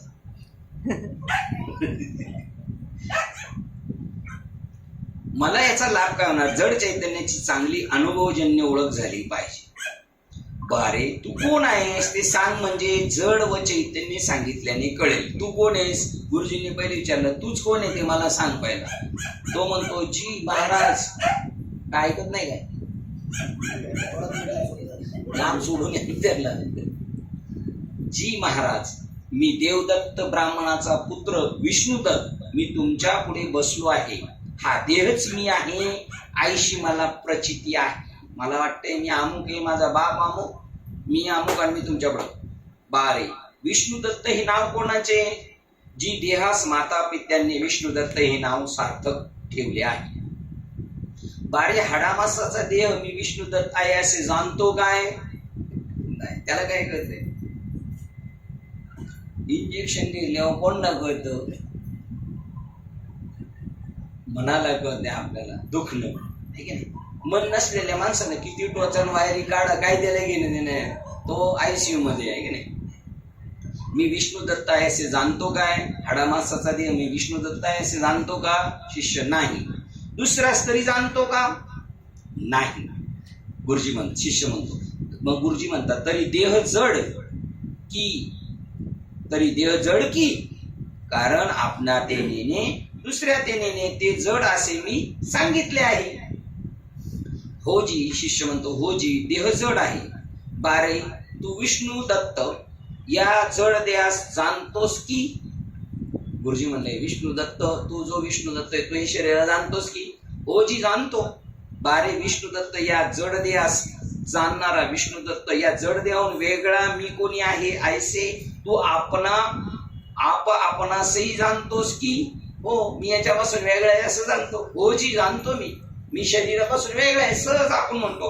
आता माझी प्रकृती मला साथ देत नाही, म्हणजे माझी प्रकृती आणि मी वेगळा आहे. जशी आपली गाडी ना आपण वेगळे, गाडीला ठोकलं तर आपल्याला धक्का लागतोय का, नाही. तसं देहाला जरी धक्का लागला तरी आत्म्याला चैतन्याला धक्का लागत नाही. तो आत्मा तू आहेस. बारे आपणाच जाणे दुसऱ्याच जाणे ते चैतन्य की, जे स्वतःला जाणतं दुसरा. तेव्हा तू चैतन्य आहेस. मी विष्णू दत्त देह आहे ऐशी भ्रांतीने म्हणतोस ते म्हणू नको. बघा एकच अटक सांगितलं, तू भ्रांतीने देह म्हणतोय, आता देह म्हणू नको. बघा पण आपण म्हणणार का नाही म्हणणार आपण. बघा साधू संतांचं पैठण मध्ये ज्ञानेश्वर महाराजांना विचारलं तुम्ही कोण, ते म्हणतात या देहाला ज्ञानेश्वर महाराज. नाथबाबांना काशीमध्ये विचारलं, भागवत बनवलं मराठीमध्ये प्राकृत मध्ये, तुम्ही कोण, ते म्हणतात या देहाला एकनाथ म्हणतात. आता आपल्याला कोणी विचारलं तर आपण म्हणणार या देहाला म्हणतात, नाही आपण आपल्यालाच म्हणणार. सांग ते तू म्हणू नकोस. शिर कपाळ व हस्तपादादी भिन्नांगे व त्यांची नामे रूपे यास वेगळेपणाने तू जाणतोस, त्यात तू काहीच नाहीस. एरवी सर्वांच्या हृदय देशी मी अमुक आहे आयशी बुद्धीची रात्रंदिवस पुरते ती वस्तू तू आहेस. तू शरीर नाहीयेस. त्यांचा जाणता साक्षी तू त्यांच्याहून वेगळा आहेस. आणि हे ते पंचमहाभूताचे व 25 वेदाचे स्थूल देह सर्व स्पष्ट तुझं दृश्य आहे. तेच कैसे आहे ते विस्तारपूर्वक विशद करून स्पष्ट दाखवू. ऐसे पंचमहाभूताचे 25 वेदात्मक स्थूल शरीर आहे. त्याच्यामध्ये 5 5 25 1 3 5 मेळा 25चा 36 तत्वाचा मूळ हरे. हे 25 वेदात्मक स्थूल शरीर तू जाणतोस तसाच. आणि आता ते 36 म्हणलेत नाथ बाबा, पण तुकाराम महाराज ज्ञानेश्वर महाराज किती म्हणले? 7 5 3 दशकांचा मेळा एक तत्वी कळा दावी हरी. 7 5 3 किती झाले? 15 दशकाचा मेळा. यांचं 25 आहे, त्यांचं 36 आहे, कोणाचं 17 आहे, कोणाचं त्यांच्यापेक्षा कमी, कोणाचं 2 आहे, कोणाचं एकच एक. बस हे असं प्रत्येकाचं स्वतःच्या विचारधारेने ते त्यांच्या आपल्या शिष्यांना तिथपर्यंत मागे मागे घेऊन येतात. जो ज्याला जाणतो हे 25 भेदात्मक स्थूल शरीर तू जाणतोस तसाच तस्मात हे शरीर तू नाहीस. जो ज्याला जाणतो तो त्याहून वेगळा. तू याला जाणतोस ना, म्हणजे तू याच्यापेक्षा हे याला जाणत नाही, दुसऱ्याला जाणत नाही, पण तू याला जाणतो आणि स्वतःला जाणतो, म्हणजे तू याच्यापासून वेगळा आहेस. या न्यायाने या देहाचा जाणता त्याच्या वेगळा साक्षी तू आहेस. तेव्हा ब्राह्मण, क्षत्रिय, वैश्य व शूद्र हे 4 वर्ण, ब्रह्मचारी, गृहस्थ, वानप्रस्थ व संन्यासी हे 4 आश्रम व माता पिता, कायिक पाप पुण्य व सुख दुःख या सर्वांचा संबंध तुला नाही. तस्मात तू विष्णू दत्त नाहीस, त्यांच्या वेगळा साक्षी आत्मा आहेस. काय काय नाहीस तू? शरीर तर नाहीस, पण तुला जे जबाबदार दिल्यास, कोण? ब्राह्मण, क्षत्रिय, वैश्य, शूद्र हे 4 वर्ण सुद्धा तू नाहीस. तू कोणत्याही वर्णात असला तर तू तो नाहीस. तू ब्रह्मचारी नाहीस, तू गृहस्थ नाहीस, तू वानप्रस्थ नाहीस आणि संन्यासी पण नाही. तू माता पिता, तुला माता पिता नाहीत, कायिक पाप पुण्य. बघा, माता पिता सुद्धा हे शरीरच मी नाही, तर शरीराच्या संबंधाने ते ना, मग याचा संबंध तुटला तर त्याचा काय? ज्ञानेश्वर महाराज म्हणतात, ज्या जंगलात आग लागली आणि त्या आग लागलेल्या जंगलात एक झाड आहे, त्या झाडावर पक्षी आहेत. त्या पक्ष्याला आवत न देऊन सांगायला लागेल का निघा निघा आग लागली, त्या आप सुखात निघून जाणार. तसं मी देह नाही म्हणल्यानंतर हे ऑटोमॅटिक सगळं बाद झालं. कायिक पाप पुण्य, शरीराकडून होणारं पाप आणि पुण्य व सुख दुःख या सर्वांचा तुला संबंध नाही. ज्ञानेश्वर महाराजांची मालिका बा, त्यांना लोकांनी त्रास दिला तरी त्यांच्या चेहऱ्यावर काहीच परिणाम नाही, कारण त्यांना जाणीव आहे. त्यांना ती तत्व सतत अहर्निशी सदा परमार्थ करावं. म्हणजे काय करायचं? टाळे घेऊन वाचत नाचत राहायचं, पोथी घेऊन वाचत बसायची, ग्रंथ घेऊन का देवपूजा करत राहायची, या भूमिकेवर राहायचं, बोधाच्या नामावर आरूढ राहायचं. माझ्या असं सगळं सर्व खलविदम ब्रह्म या भूमिकेत राहायचं. मी वासुदेव तत्वता या भूमिकेत राहायचं. न झाला प्रपंच आहे परब्रह्म या भूमिकेत राहायचं. अशा पद्धतीने राहणं म्हणजे त्याचा साक्षी राहणं. सुख दुःख सर्वांचा संबंध तुला नाही. म्हणून बंडोबाबांची पत्नी गेली, मुलगा गेला, त्यांना दुःख नाही झालं. ज्ञानेश्वरांचे आई वडील गेले, लिहूत नाही बसले माझे आई वडील नाहीत, मला त्रास होतो. आता नारायण महाराजांचा मुलगा आणि बायको 10 दिवसात जन्म झाल्यावर मुलगा गेला आणि बायको बी गेली.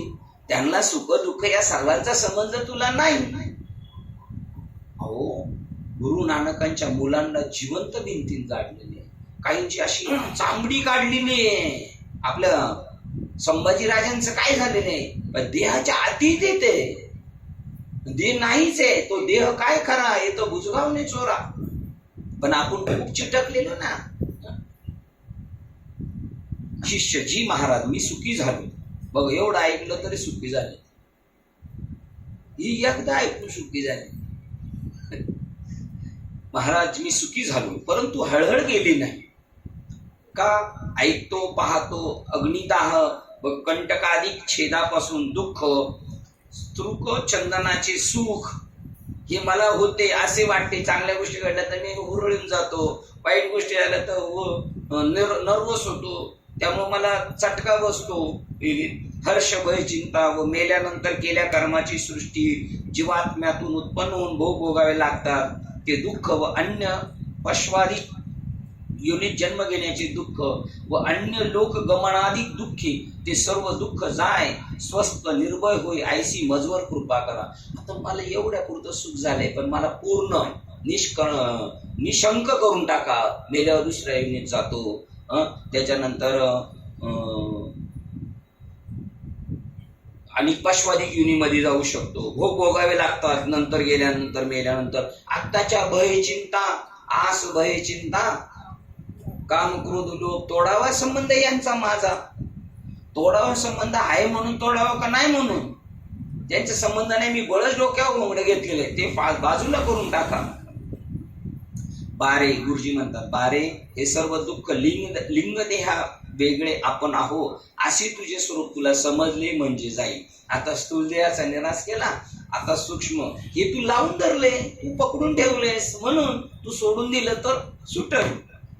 बारे जैसे, गुरुजी सांगतात, बारे जैसे पंचमहाभूताचे 25 भेदात्मक स्थूल शरीर, तसेच पंचमहाभूताचे 25 भेदात्मक लिंग शरीर, त्या सूक्ष्म शरीर म्हणतात. तेच विवरण करून सांगू. अंतकरण, मन, बुद्धी, चित्त, अहंकार, ज्ञान, समान, उदान, प्राण, अपान, स्तोत्र, त्वक, चक्षु, जीवा, घ्राण, वाक आणि पाद, उपस्थ, भूत, शब्द, स्पर्श, रूप, रस, गंध हे 25 भेदात्मक लिंग शरीर याचे विभाग निर्विकल्प स्फुरण तेच अंतःकरण, संकल्प विकल्पात्मक मन तेच निश्चयात्मक बुद्धी व तेच अनुसंधानात्मक चित्त, तेच मी म्हणून प्रवृत्त होते तो अहंकार, यात कर्तृत्व करते अंतःकरण पंचक. या अंतःकरण पंचकाचे कर्तृत्व भोक्तृत्व सांगू.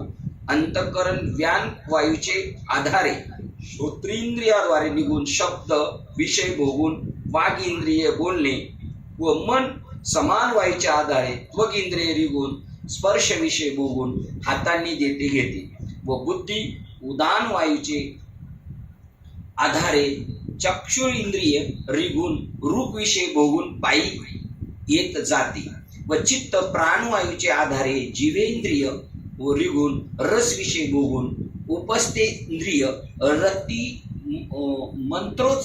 मूत्रोत्सर्ग करते व अहंकार अपान वायूच्या आधारे घ्राण इंद्रिय रिगून गंध विषय भोगून बुद्धी मल विसर्जन करतो.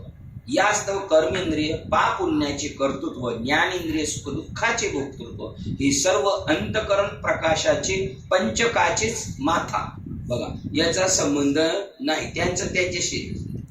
तसेच हर्ष भय चिंता आदी करून मनाचेच धर्म व यमलोकी जाणे व नाना योनीत भ्रमण करणे या अंतःकरण पंचकोशा वेगळे, जे आपण त्या आपणास होते ऐसे समजून लिंग देहाचे तादात्म्य करून मी करता, मी भोगता, मी सुखी, मी दुःखी ऐसा वृथा मनोमया संगे तू कल्पकोटी भ्रमतोस.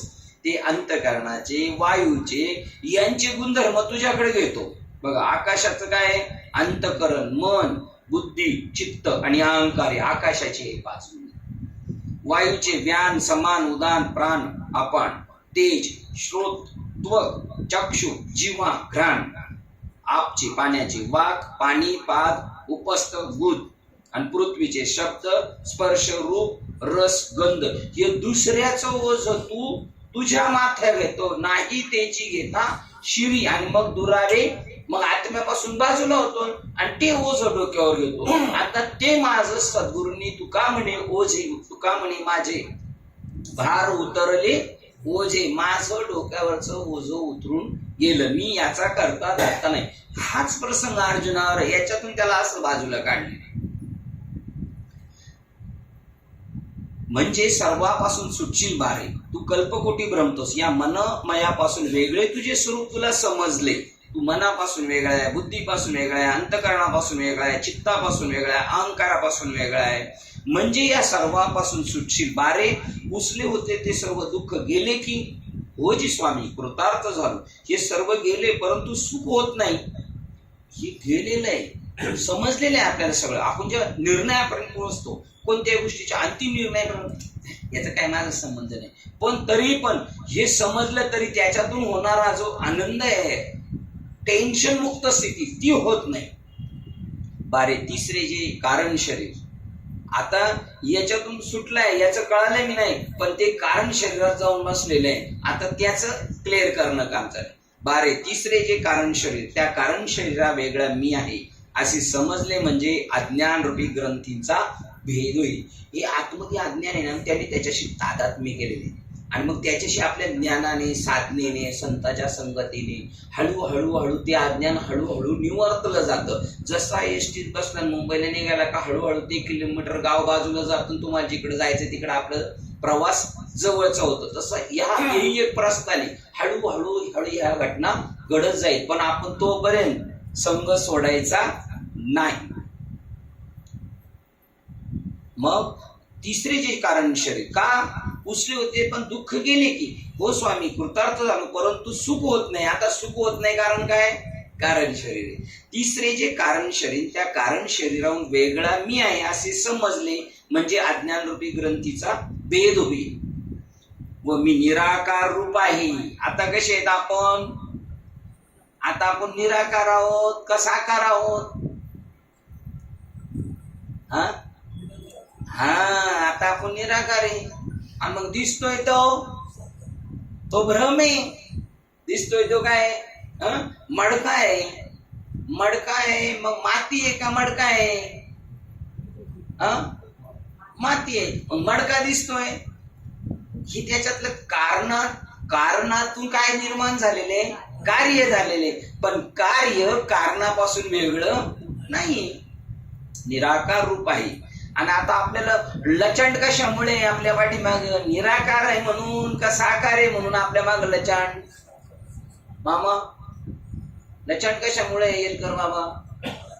आपण साकार आहे आणि आपल्याला हरिपाठात नाचून आपलं पाठ झालंय. पाठ झाला पाहिजे हरिपाठ झाला पाहिजे, पण हरीकडे काय आपली पाठ अव्यक्त आहे. आपण निराकार आहोत, आपल्याला आकार नाही आणि चराचरात मीच व्याप्त आहे. तू असं का करतो? मग बरोबर आहे, आपण निराकार आहे म्हणून असं बोलतो आपण. मी निराकार रूप आहे अशी वृत्तीची भावना हाच शिव साक्षात्कार. नुसतं अंगात वारा येणं म्हणजे साक्षात्कार नाही, भूमिकेवर ठाम झालं पाहिजे. आपल्या बुधवारी बाबांचं वाक्य आहे, सगळं झाले पण आपला काय झाला पाहिजे? आता बुद्धीचा निश्चयात्मक बुद्धी झाली पाहिजे ना. आपण ब्रह्मरूप आहे, आपण ब्रह्मरूप आहे फक्त सत्संगात. आपल्या मनासारखं झालं का आपण ब्रह्मरूप? आपल्या मनाच्या विरुद्ध संसारात गेलो का तिकडे विरुद्ध झालं का आपण परत कोण झालो? देहरूप. त्याचा जसं साक्षात्कार आहे तसा याचाही साक्षात्कार होतो.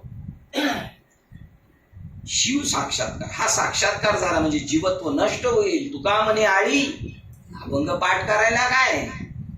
माझा पाठ आहे आणि याचा पाठ नाही, असा मोकळा झाला. तुका म्हणे आळीची वेनेवरीची वेगळी. आता हे आळीचं सांगायचंय का आपलं सांगायचं? आम्ही आता राहिलो नाही जीवदशेवर. म्हणजे जीवत्व नष्ट होईल व मुक्त होशील, यालाच मोक्ष म्हणतात. असे वेदवेत्ते म्हणतात, बोलतात. असं ते बोलतात, आपल्याला काय बोलायची कारण नाही, आपण ऐकायचं. मी कैसे जाणू ते असं म्हणतात, पण मला कसं जाण येणार? तू कैसा आहेस, कोण आहेस ते सांग. आपणास पाहू लागला तो काही कळेनासे झाले. त्याने पाहिलं, आपण स्वतःला पाहिला. जी महाराज मी आपणास पाहू जातो तो काही कळत नाही.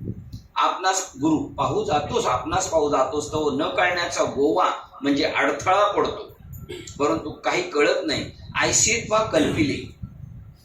न कळणे तुला कळते व तो तू न कळण्याचा कल्पिता व जाणता न कळण्या वेगळा आहेस. तोच तू न कळणे जे पातक म्हणजे पाडणारे अज्ञान त्याचा साक्ष आहे. तुला मला काही कळत नाही हे मी तुला कळतं आणि मला कळतं मला काही कळत नाही. हा जो आहे ना मला काही कळत नाही तोच तू आहेस. तुला कळते तो तू न कळण्याचा कल्पिता व जाणता न कळण्या वेगळा आहेस. तोच तू न कळणे जे पातक म्हणजे पडणारे अज्ञान त्याचा साक्षी आहे. आपण आपल्याला न ओळखणं याला पाप म्हणतात. बाकीच्या पापाची लय आपण काळजी घेतो, या पापाचे नाही. आपण आपल्याला न ओळखणं ना मी देह म्हणतात मोठे ब्रह्मात. आता ऐसे स्वरूप जाणणे म्हणजे अज्ञान राहिले नाही. आपणास जाणले म्हणजे मोक्ष झाला व जीवत्व नष्ट झाले व आपणास मी निराकार आहे अशी भावना धरून जाणणे हेच महाकारण शरीर. आता हे कळणं, मी तत्वरूपाने ब्रह्मरूप आहे, मी शरीर नाही, माझा या कोणाचा काही संबंध नाही. आता कोणत्या शरीरात आलोय आपण याचा. मग त्यांनी सांगितलं बघा, भागवत वाचताना का काय आपण ज्ञानेश्वरी का मध्ये कोणता ग्रंथ वाचला, गुरु आपल्याला डायरेक्ट 3 शरीराच्या पलीकडे लगेच झटक्यात नेतो. पहिला अष्टसात्विक भाव आणि चौथ्या याचा आपल्याला अहंकार होतो. त्याचा अहंकार झाला तर ज्ञानेश्वर महाराज 14व्या अध्यायात सांगतात त्या अष्टसात्विक भावाला सुद्धा म्हणतात केर कचरा येतो. पण कधी केर कचरा आहे? 3 शरीराच्या पुढे गेल्यानंतर. अजून कुठंच काही नाही, लगेच केर कचरा मानायला लागला तर याचा केर कचरा होऊन जाईल. महाकारण शरीर याचा साक्षी तू महाकारण शरीराहून वेगळा आहेस. मी परमार्थिक हे तुला आता कळायला लागले ना. आणि मी पहिलं पापी हे कळत होतं ना, आता मी परमार्थिक कळतंय, हेही तुला कळतंय म्हणजे तू याच्यापेक्षा वेगळा आहेस. तो सर्व साक्षी सर्वाहून वेगळा मी आहे, तेच वेगळे माझे स्वरूप मला कळत नाही. असे पुन्हा पुन्हा मूळचे अज्ञान दर्शील तर तुझ्या स्वरूपाची खूण सांगतो, जो सर्व साक्षीत्व रहित शरीराचे आत बाहेर जी अनंत पोकळी आहे, तिचे आत स्थळासारखा स्वयंप्रकाश आकार विरहित अचल अचंचल व स्थल रूप निराकार तो तू आहेस. अनुभव घे बारे. कसे आपण जो सर्व साक्षीत्व विरहित, आता सगळं साक्षीत्व सुद्धा त्याच्या रहित, शरीराचे आत आणि शरीराचे बाहेर जी अनंत पोकळी आहे. बाबांनी परवा पण सांगितलं आणि श्रीपाद बाबांचं असं वाक्य असायचं, भरला घनदाट हरी दिसी आणि कोंदाटले पुढे परब्रह्म सावळे. बाबांनी असं समजून किती दिवस कळणार असे हे याच्यामध्ये आलेलं दिसतंय. ह्या भिंतीमुळे हे संकुचित वाटतंय. भिंती जर पाडल्या तर व्यापक आहे, भिंती असल्या तर सौरभ भिंती पाडल्या तर व्यापक आहे, भिंती असल्या तर तरी व्यापकच आहे. आत बाहेर अनंत पोकळी, तिची आत स्थळासारखा स्वयंप्रकाश आकार विरहित अचंचल स्थल रूप निराकार तो तू आहेस. अनुभव घे रे बारे. स्थूल सूक्ष्म कारण महाकरण या 4 देहाचा जाणता 4 देहाहून वेगळा सर्व साक्षी शिव तुरिया प्रत्येकात्मा सर्वेश्वर हाच तू आहेस असे समजले काय. त्या दिवशीच आम्ही वाचलं दीपरत्नाकर ग्रंथ. त्याच्यात सांगितलं पहिलं ज्याला ज्ञान झालं, आत्मज्ञान ज्याला झालं, त्यांनी सकाळी आंघोळ करताना कशी आंघोळ करायची? जसे आपण आंघोळीला जाताना कपडे काढून ठेवतो तसे पहिले 4 देह बाजूला काढून ठेवायचे ना आंघोळ करायची. आता याचे 4 देह जर बाहेर ठेवले तर आंघोळ कोण करेल? आणि ते आंघोळ करत असताना पाण्याचे तांबे अंगावर घेताना पाणी अंगावर घेतोय असं नाही, पाणी आणि मी ब्रह्मरूप आहे तर तो शुद्ध. आणि जर त्यांनी समजलं एवढे करून 4 देह बाजूला ठेवलं, पाणी मी वेगळं आहे असं समजलं तरी तो विटाळलेला अशुद्ध आहे. अशा पद्धतीचा तू आहेस याचा अनुभव घे तू. हे समजले का? शिष्य म्हणतो समजले. तो काही नाही समजला असं म्हणतच नाही, समजले व आत्तापासून समजून आहे. बघा, समजले व आत्तापासून समजूनच आहे. परंतु ईश्वर तर 4 देहाचा साक्षी, 4 देहावर आहे आणि निराकार वस्तू तर साक्षीत्वातीत परापर आहे. यास्तव 4ही देह वेगळा व साक्षीत्वातीत मी आहे. ऐसे मी कैसे समजू ते सांगावे. बरं, मी याच्यापासून वेगळा हे मी कसं काय समजू? समजलं तरी बारे. गुरुजी म्हणतात बारे, तिन्ही देहास जाणते तेच मी निराकार आहे. बघा, तिन्ही देहास जाणते तेच मी निराकार आहे. बघा, पहिलेच त्याला 3 देहातून पाहिल्या बाजूला घेऊन जातात ना आणि डायरेक्ट बोध करतात तत्वमसी. अनुभूतीला पण काही प्रमाणात आणून देतात, काही प्रमाणात म्हणजे पुढच्या वर्गात जाईल एवढा 35% मार्काला पास होतं पुढं पूर्वी. आता कितीला आहे? 35लाच. 10, 20 मार्क, 17 मार्क, 12 मार्क, ते काय त्या बारकल्या परीक्षा आहेत. तीही देहात जाणते तेच मी निराकार आहे अशी भावना करते. ती भावनाच महाकारण शरीर. मी याच्यापेक्षा वेगळा आहे, मी यांच्यापेक्षा वेगळा आहे, मी निराकार आहे अशी कल्पना तूच करतोस व तूच जाणतोस. पण निराकाराला मी निराकार आहे हे कळण काय?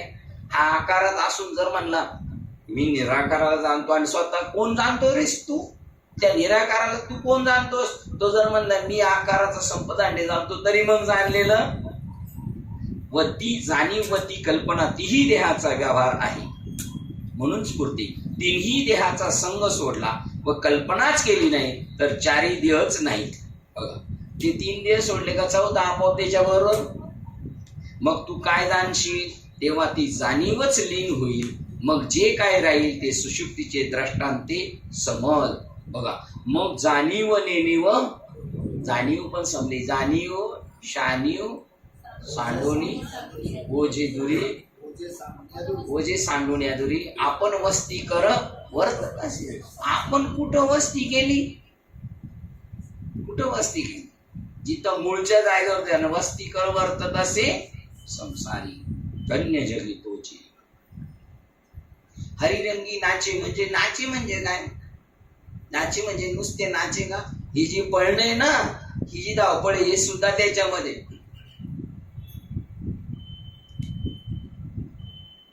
आपल्याला उद्याचे दिवस करावं लागलं असं वाटतंय व कल्पनाच केली नाही तर 4 देह नाही. मग तू काय जाणशील? तेव्हा ती जाणीवच लीन होईल. मग जे राहील ते सुषुप्तीचे दृष्टांते समज.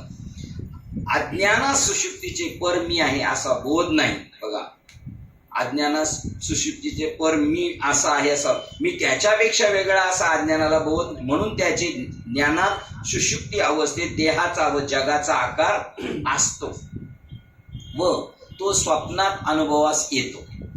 जसा बीजात अनुद्भूत वृक्षाकार हवा, पाणी, मृत्तिका यांच्या संयोगाने प्रत्ययास येतो. बघा, तसाच झोपेचे ज्ञान देहासहित जगताचा आठवण सोडून राहते. त्या ज्ञानात अनुद्भूत रूपाने देहासहित जगताची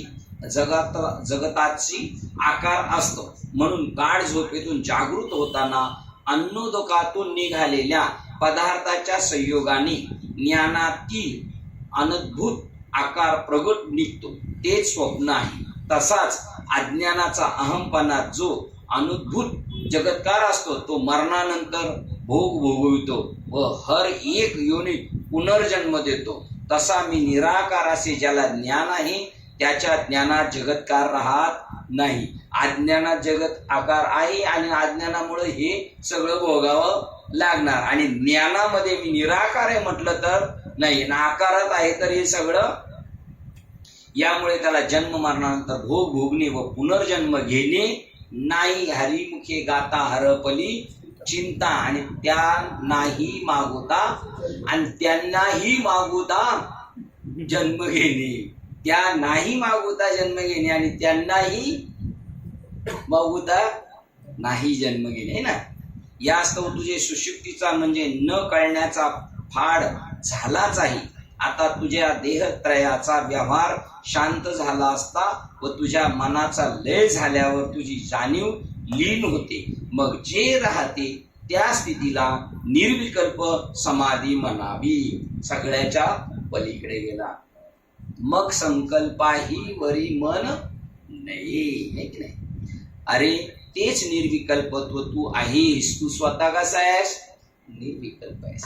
आता देहत्रयाचा संग सोडून साक्षीत्व लीन झाल्यावर जे राहते तेच भावातीत निर्विकल्प आपले परात्पर स्वरूप अनुभवले की तू भावातीत झालास. आता निर्विकल्प झालास.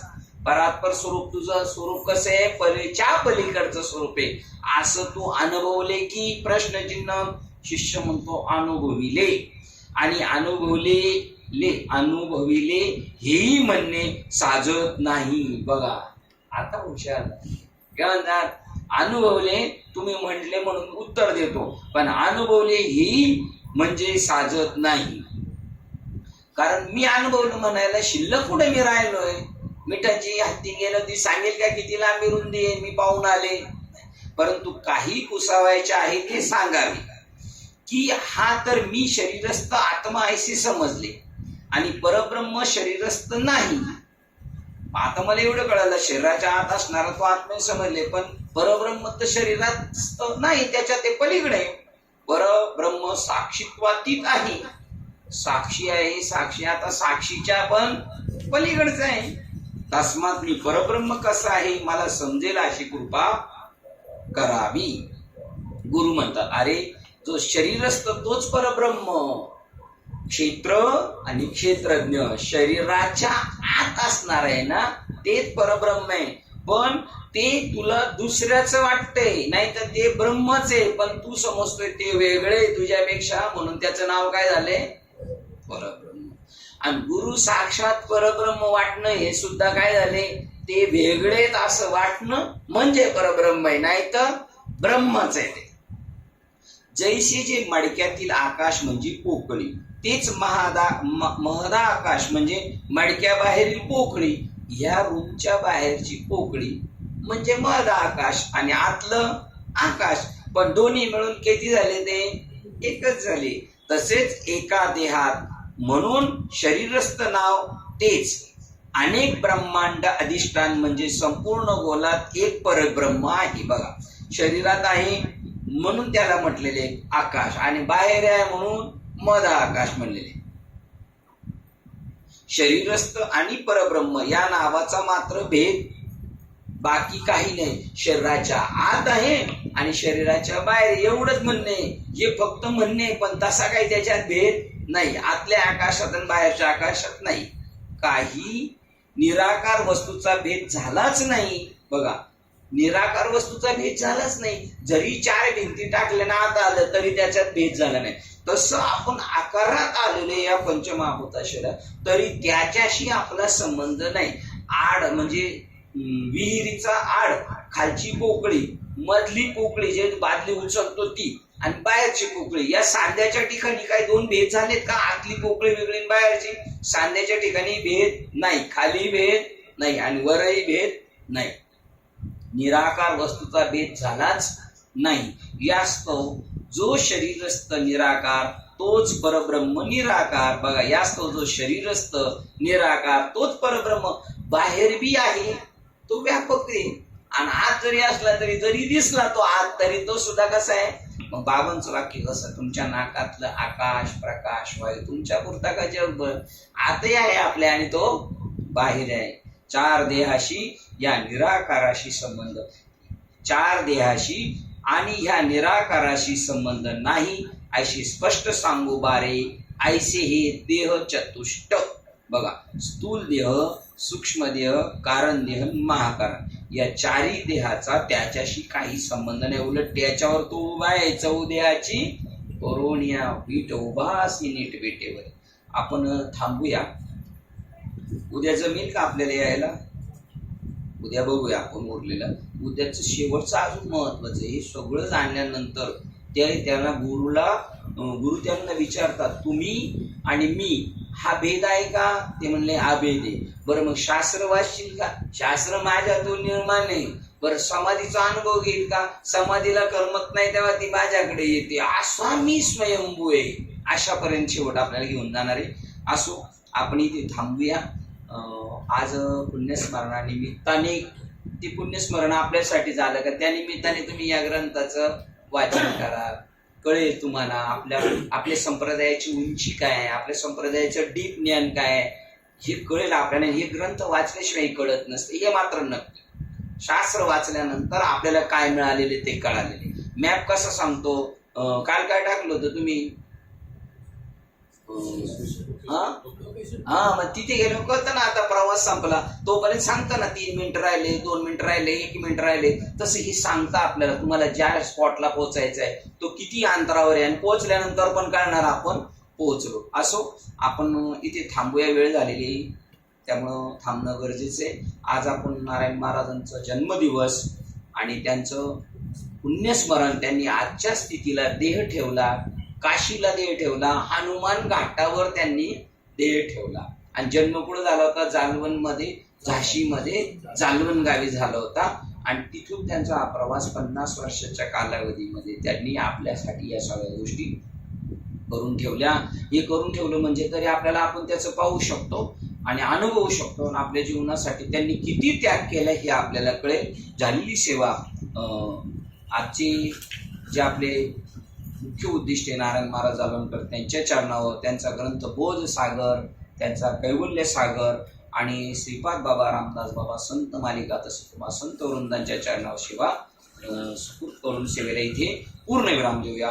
पुंडलिक देव हरी विठ्ठल, श्री ज्ञानदेव तुकाराम, पंढरीनाथ भगवान की, माऊली ज्ञानेश्वर महाराज, जगद्गुरु संत तुकाराम महाराज, शांती ब्रह्म एकनाथ, सच्चिदानंद श्रीपाद बाबान की जय, सच्चिदानंद रामदास बाबान की जय. अवधूत चिंतनम श्री गुरुदेव दत्त गोपाल कृष्ण भगवान. बोलो रे भाई सब संतन की जय. गणपती बाप्पा आता विश्वात्मके देवे, येणे भाग्यज्ञ तोषावे, तोषोने मजल्यावे कसायदा नाही. जय प्रांची व्यंकटी सांडो, दया सत्कर्मी रती वाढो, भूता परस्पर जोडो मैत्र जीवांचे, दुरितांचे तिमिर जावो, विश्व स्वधर्म सूर्य पाहो.